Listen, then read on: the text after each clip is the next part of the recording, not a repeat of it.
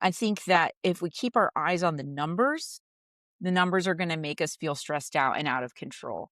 But keeping our eyes on the cross, the completed work of Christ, the finished job that of salvation is complete, and the arms of Jesus opened to us to bring him into himself. Jesus never changes. His love is immeasurable. Mm, His mm. blood is so precious beyond any kind of value that if we look to ourselves and our own numbers, we will have anxiety and anxiousness. But if we could shift our eyes from ourselves to the cross, I think that could be a good gospel reminder that that's an Sure, unchanging promise that we have. sure. Hmm. I think the other thing with Bobby that I found really interesting was his character arc. Like they actually do a really good job, I think, of this. So like there's one point where Huntrix is rehearsing and Bobby like has this really heartfelt thing that he's saying to them, I'm so proud of you and I just want you to know I'm here for you for anything you need.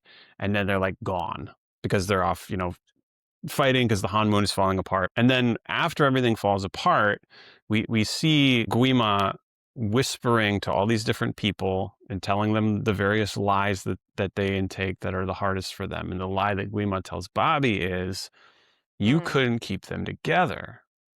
You're all alone, but you don't have to be.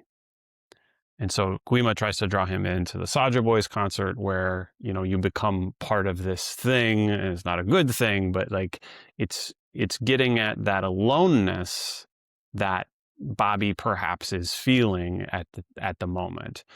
So there's something about that I think can also turn us toward uh, a gospel handle of there are plenty of times when we feel alone in in our lives, and yet we're not alone. Not only are we very often surrounded by people who really do love us, and that might be something that we forget sometimes, but we are not alone because Jesus has promised to be with us, and he keeps that promise. He is always with us. We are not actually alone.